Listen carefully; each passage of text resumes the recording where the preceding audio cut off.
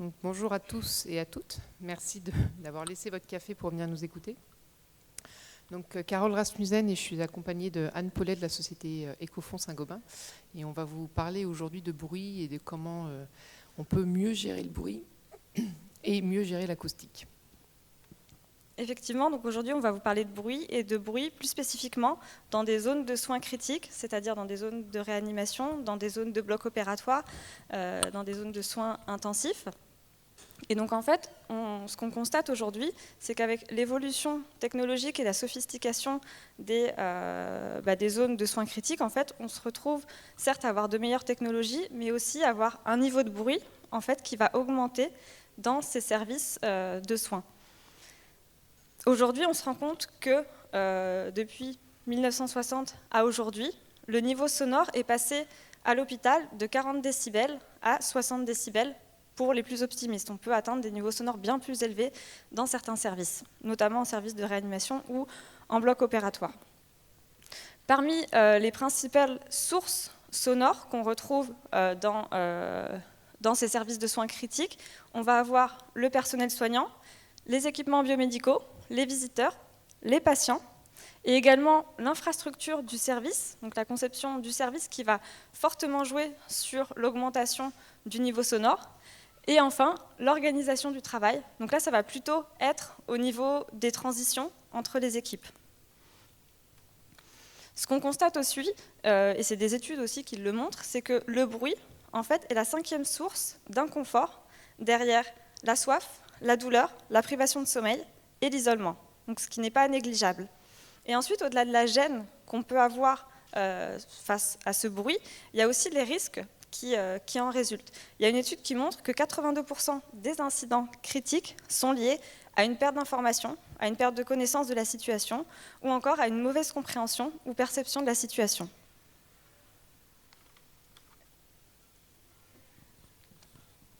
Alors, bien évidemment, pourquoi est-ce qu'on s'intéresse au bruit? Parce que ça a un impact clinique très important, à la fois sur le patient, mais aussi on va voir sur le personnel médical et soignant. Au niveau du patient, on va noter notamment des perturbations du sommeil, avec en résultat un allongement de la durée d'hospitalisation. On va aussi avoir des survenues plus importantes de délirium. Ça peut entraîner par exemple une surmédicamentation du patient. On va aussi noter notamment des perturbations au niveau de la fonction endocrinienne, au niveau du système immunitaire, et de façon plus ciblée au niveau des patients néonatals, on va avoir des perturbations hémodynamiques et du développement neurosensoriel. Et c'est vrai que c'est quelque chose qui est très important d'avoir en tête qu'aujourd'hui le bruit gêne tous les types de patients, que ce soit les patients adultes, pédiatriques ou néonataux. Et globalement, quelles sont les conséquences vraiment directes pour le patient? Eh bien, c'est une moins bonne récupération, donc un allongement de la durée de séjour, un allongement de la morbidité-mortalité, voire une augmentation de la prise de médicaments. Et au final, c'est des coûts supplémentaires pour l'institution. Ces impacts-là, on peut aussi en trouver au niveau donc, des équipes médicales et des équipes soignantes, notamment avec une augmentation du stress et une augmentation de la fatigue. Il va y avoir des difficultés de communication et au final un impact important sur la performance des équipes. Et aujourd'hui encore plus, où avec malheureusement la crise qu'on vient de traverser, on a mis en avant, en tout cas il a été pointé du doigt la difficulté de la ressource à l'hôpital. Il est vraiment important de pouvoir prendre en compte cette notion de bien-être du personnel médical et soignant dans la conception, parce que voilà, le bruit est un facteur aggravant et un facteur sur lequel on peut jouer pour cette sensation de bien-être. Alors, dans un monde idéal, et on sait tous qu'on n'est pas dans un monde idéal, mais dans un monde idéal, l'OMS recommande normalement des niveaux sonores de 35 décibels avec des pics maximum à 40 décibels. Autant vous dire qu'on n'y est jamais dans un hôpital. 40 décibels, c'est globalement ce que l'on peut avoir dans une salle de musée où on ne veut pas déranger son voisin et donc on parle tout doucement. Oui, donc finalement, on fait plus de bruit à l'hôpital à côté de patients qui sont dans un état de santé pas optimale, on fait plus de bruit à côté d'eux qu'on ne le ferait dans une salle de musée. Donc ça, j'aime bien cette comparaison parce que ça permet vraiment de se rendre compte que finalement, aujourd'hui à l'hôpital, la gestion du bruit, il faut vraiment en prendre compte, ça a un impact important pour tout le monde. Alors justement, on a été rencontrer un petit peu les équipes médicales et soignantes et on leur a demandé qu'est-ce qu'elles en pensaient. Donc notamment ici, vous avez le retour d'expérience d'une médecin réanimateur des HCL donc à Lyon qui a questionné ces équipes et très clairement, dans 100% des cas, les équipes jugent le service beaucoup trop bruyant. Ce qui est aussi important dans cette étude dans ce sondage qui avait été fait par cette médecin, c'est que plus de 50% des bruits sont d'origine humaine. Donc finalement des bruits sur lesquels on est capable d'agir.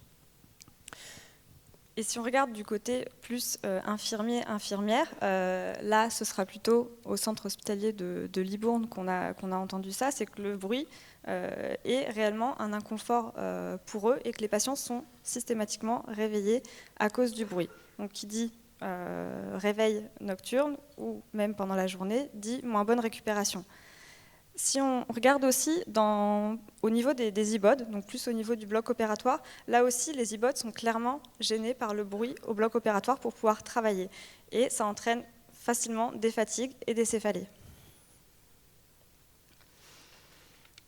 Ensuite, en discutant avec les soignants, on se rend compte aussi que des fois, eux, peuvent être aussi à l'origine du bruit. Ils ne se rendent pas forcément compte du niveau sonore qu'ils peuvent apporter quand ils discutent, que ce soit au poste de soins ou dans les circulations.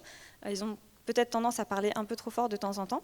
Donc ça, c'est quelque chose qui est remonté par un cadre de service. Et enfin, aux hôpitaux universitaires de Strasbourg, c'est finalement la réalité avec ce qui est possible de faire. Parce que pour cette cadre de service, pour elle, le bruit, c'était inévitable. C'était quelque chose avec lequel il fallait composer, alors qu'en fait, elle s'est rendue compte qu'il y avait des solutions qui existaient. Et effectivement, il y a des solutions qui existent. Si on reprend un petit peu la base, un arrêté que vous connaissez tous, l'arrêté du 25 avril 2003, donc la réglementation pour les établissements de santé, en termes de bruit, qui fixe un cadre acoustique pour des bureaux médicaux, pour des locaux d'hébergement, pour des blocs opératoires, etc., qui va fixer certains seuils. Néanmoins, ces seuils sont des fois assez généraux. En fait, ça mériterait d'avoir quelque chose peut-être par activité, un petit peu plus ciblé et adapté en fait à chaque service. C'est pour ça qu'il y a certaines institutions qu'on a citées ici qui ont travaillé sur certaines activités spécifiques. Si on prend le Conseil national du bruit, qui eux ont travaillé sur la partie bruit au niveau des réanimations néonatales. Aujourd'hui, c'est plus quelque chose qui est approuvé. Le bruit en réanimation néonatale affecte les nourrissons prématurés. Et donc il y a un gros travail qui a été fait là-dessus, et eux, ils ont cherché à pousser ce sujet pour inscrire en fait cette composante bruit dans le marché de maîtrise d'œuvre. Et aussi faire intervenir plus d'acousticiens par rapport à la conception acoustique des différents lieux. L'ARS est venue appuyer cet avis du CNB pour renforcer en fait les actions à mettre en œuvre. Et enfin, si on prend la société de réanimation française, ils ont aussi émis 300 recommandations, je crois que c'est ça. Et donc, sur ces 300 recommandations, il y a effectivement le bruit qui rentre en compte et l'organisation du travail. Donc aujourd'hui, quelles sont en fait les solutions qui sont possibles pour mieux gérer le bruit et améliorer la performance acoustique? On va dire qu'il y a deux grands ensembles. Il y a les solutions qui sont liées d'une part à la conception et à l'architecture, et il y a les solutions qui sont liées, on va dire, à la sensibilisation des équipes. Donc on va voir d'abord ensemble toutes les solutions qui sont liées à la conception et à l'architecture. Et bien évidemment, dans ces solutions, le premier, c'est d'utiliser des matériaux acoustiques. Et là, Anne, je crois que tu es la mieux placée pour nous parler de ça. Oui, effectivement, utiliser donc des plafonds et des panneaux muraux acoustiques pour venir diminuer le temps de réverbération et le niveau sonore, et également utiliser des sols qui vont réduire le bruit en termes de bruit de choc. Si on prend deux exemples, donc aux hôpitaux universitaires de Strasbourg dont je vous ai parlé tout à l'heure, ils ont eu vraiment une démarche de diminution du bruit au niveau du service de soins de réanimation néonatale. Donc ils ont fait intervenir un acousticien qui a fait des mesures et qui leur a conseillé de mettre en place des panneaux muraux et du plafond acoustique à certains endroits, déjà pour atteindre les seuils réglementaires qui n'étaient pas forcément atteints. Et donc tout ça a permis de réduire un temps de réverbération de 50% et de réduire de 10 décibels le niveau sonore moyen au sein des chambres. 10 décibels, c'est énorme. En termes de perception par l'oreille humaine, ça représente comme si on diminuait de moitié le niveau sonore. Donc c'est vraiment un niveau sonore, une diminution qui est importante, mais sans aller aussi loin en termes de diminution de niveau sonore, déjà gagner quelques décibels, c'est déjà une très belle amélioration en termes de perception pour le personnel soignant et les patients. Si on prend le cas du CHU de Nantes qui, dernièrement, avait souhaité améliorer l'acoustique de sa salle de réveil, dû à certaines plaintes aussi du personnel hospitalier qui trouvait cette salle trop bruyante pour eux et pour les patients. Donc pareil, ils ont fait intervenir un acousticien qui leur a conseillé des panneaux muraux parce qu'ici on ne pouvait pas mettre de plafond acoustique parce qu'ils ne voulaient pas tout modifier leur salle de réveil. Donc du coup ils sont venus installer des panneaux muraux et ça a permis de gagner quelques décibels. Et donc le personnel soignant était bien plus satisfait de travailler dans ce type d'environnement. Donc bien évidemment, on a les matériaux. Après, on peut jouer aussi sur des organisations un petit peu différentes, notamment le concept d'externalisation des alarmes. Donc là, ce sont des solutions informatiques qui permettent simplement de sortir les alarmes de la chambre de réanimation pour les mettre soit à l'extérieur de la chambre, soit directement dans les zones de soins, soit sur des tablettes, par exemple, avec des reports, et donc de façon à optimiser le bruit au niveau de la chambre de réanimation. Après, il y a des solutions par rapport vraiment à l'organisation même du service et le positionnement du poste de soins. Est-ce qu'on fait plusieurs postes de soins de façon finalement à limiter le nombre de personnes à chaque poste et donc à limiter le niveau sonore? Plus on a de monde, plus on sait que ça va être bruyant. Ou est-ce qu'on fait un poste de soins unique? On va se poser les mêmes questions aussi par rapport à la circulation dans le service. Comment est-ce qu'on organise la circulation des visiteurs, la disposition du stockage, par exemple, pour le matériel. Est-ce qu'on fait plusieurs zones de stockage, une seule zone de stockage?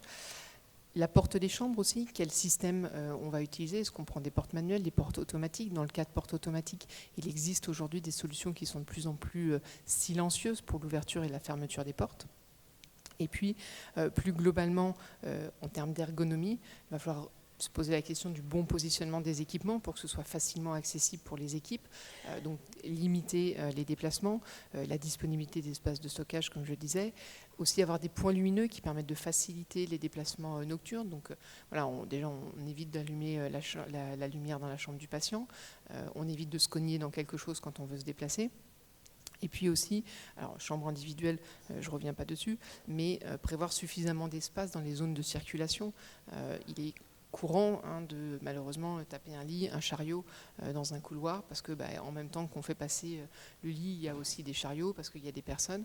Donc de prévoir suffisamment d'espace pour la circulation, de prévoir aussi des protections au niveau des murs, de façon à ce que si malgré tout il y a un impact, cet impact-là soit minimisé au niveau de l'impact sonore.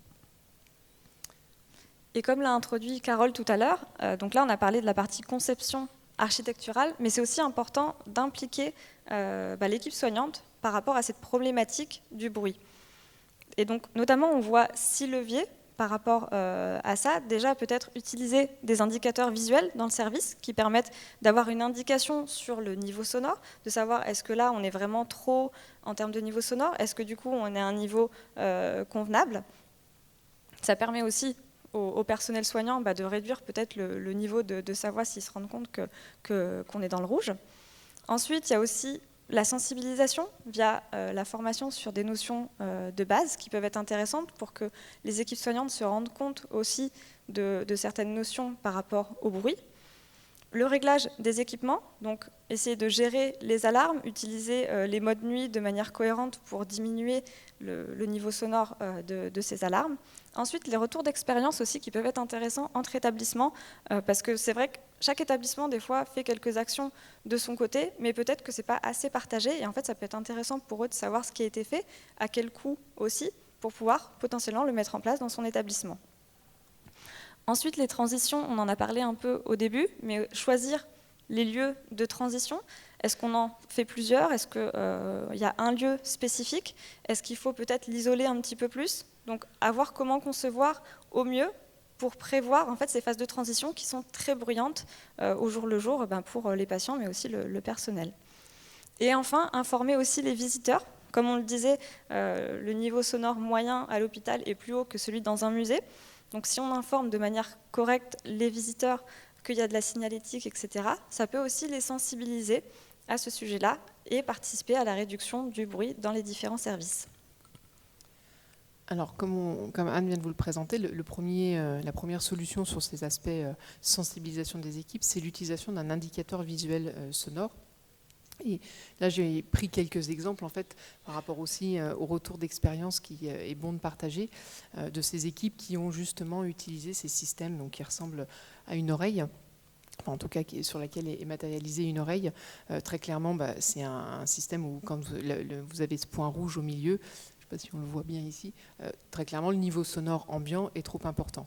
Et donc là c'est le cas par exemple de l'hôpital Saint-Antoine à Paris où ils ont évalué avec une oreille dite masquée le bruit avant et puis après ils ont démasqué l'oreille et ils ont réussi à mettre en évidence que ce dispositif, cet indicateur visuel permettait de sensibiliser les équipes et donc de diminuer le bruit ambiant au niveau des postes de soins mais aussi au niveau des chambres. Et les exemples comme ça, il y en a vraiment beaucoup en France. Notamment, là, vous en avez un autre à Robert Debré, où ils ont fait le même type d'études en pédiatrie. Alors là, c'était même un petit peu plus intéressant d'un point de vue architectural, parce que finalement, ils ont eu l'opportunité de faire une évaluation dans leurs anciens locaux et une évaluation dans leurs nouveaux locaux, où bien évidemment, dans le cadre de la rénovation, ils avaient intégré des idées d'optimisation de l'espace, d'optimisation de l'ergonomie, d'optimisation acoustique. Et donc, avec cet indicateur visuel, mais ils ont montré que dans leur nouveau service, ils avaient gagné en confort acoustique par rapport à leur ancien service. Vous avez aussi le retour d'expérience de Lyon. Donc après, l'indicateur sonore, il permet aussi de mettre en place d'autres mesures, par exemple, arrêter rapidement les alarmes. Alors ça paraît peut-être... on enfonce peut-être une porte ouverte, mais il faut imaginer aujourd'hui que les infirmières, elles ont beaucoup de patients à gérer dans les services de réanimation et que voilà, elles vont entendre une alarme. Les alarmes, c'est graduel. Le premier niveau sonore de l'alarme, on se dit ok, je sais que ça c'est pas un niveau très important. Je termine ce que je fais, je vais y aller après. Non, par contre pour le patient, c'est vraiment dérangeant. Donc c'est des mesures comme ça qui sont mises aussi grâce à ce type de dispositif. Et puis, donc là, encore un autre exemple d'une réanimation adulte, cette fois à Dunkerque. On va passer sur la suivante, merci. Alors là, j'avais oublié celle-ci, pardon. Vous voyez, il y a beaucoup d'exemples. Ça, c'est le CH de Chalon-sur-Saône. Donc, ils ont utilisé, pareil, cet indicateur en réanimation néonatale. Et de la même façon, ils montrent une diminution de 3 décibels globalement. Comme disait Anne, même quelques décibels, ça fait une grosse différence en termes de confort acoustique. Et puis enfin, le dernier exemple sur lequel je vais m'arrêter aujourd'hui, c'est le CH de La Rochelle.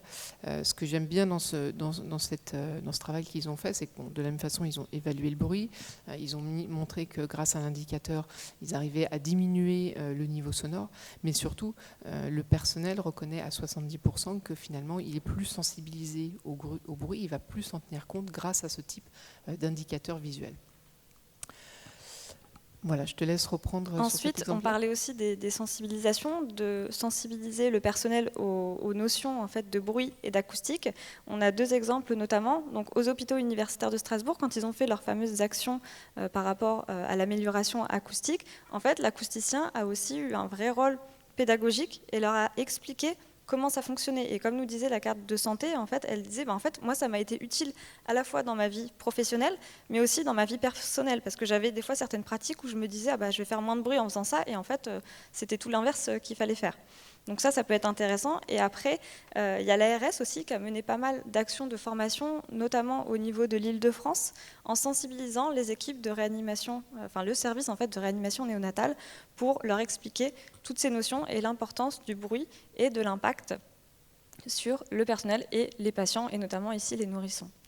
Mais finalement, cette approche, elle est aussi déclinable à tout type de services. On vous a répertorié aussi quelques exemples là, notamment au niveau de tout ce qui est SAMU, service de régulation, enfin SMUR, où en fait, il y a aussi ce sujet qui rentre en compte de bruit. On est sur des centres d'appel. Là, il y a le CHU de Besançon qui a utilisé cette fameuse oreille pour pouvoir voir comment cela pouvait les aider par rapport au bruit. Au niveau de la Timone, ils ont fait intervenir l'INRS et la CARSAT pour pouvoir sensibiliser les équipes à ce sujet. Et après, un autre exemple au CHU de Poitiers, où là, ils ont revu complètement l'acoustique de leur salle de régulation pour pouvoir avoir un meilleur environnement sonore et travailler de manière plus adaptée. Après, on peut aussi citer des exemples sur des services d'accueil qui sont aussi très importants pour pouvoir orienter le patient de manière cohérente. Les stérilisations aussi, qui sont souvent des zones qui font pas mal de bruit et où la communication peut être importante. Et enfin, à titre d'information, il y a aussi récemment un article qui a été paru sur le coût social du bruit. Donc ça englobe tout type d'environnement, pas forcément que l'hôpital, mais en fait on se rend compte du coût que la pollution sonore peut avoir sur la vie de tous les jours. Voilà, donc vous l'avez compris, l'environnement acoustique, il est très important et il va favoriser le confort et la sécurité du patient, parce que forcément, quand on ne s'entend pas bien, quand on ne comprend pas bien une conversation ou une indication, eh bien, c'est aussi la sécurité du patient qui peut être mise en cause, et également, bien sûr, le bien-être des équipes. Et c'est pour ça qu'il paraît vraiment très important à la fois d'intégrer dès la conception le traitement du bruit, que ce soit par l'utilisation de matériaux utilisés, de maîtrise technique, mais aussi pour discuter avec les équipes, prendre en compte leurs habitudes, et puis finalement avoir cette équipe pluridisciplinaire qui va apporter chacun sa contribution au projet. Et donc l'idée globale qu'on essaye de vous exposer, c'est finalement vraiment cette approche globale lors de la conception et sensibilisation par rapport à une meilleure gestion du bruit et obtenir une meilleure performance acoustique au final pour les différents services que vous réaliserez. Je vous remercie en tout cas pour votre attention et il nous reste, je pense, quelques minutes parce qu'on n'a pas entendu la petite musique, donc il nous reste quelques minutes pour les questions si vous en avez, ou sinon n'hésitez pas à venir sur notre stand Dragueur Ecofond, on répondra à toutes vos questions.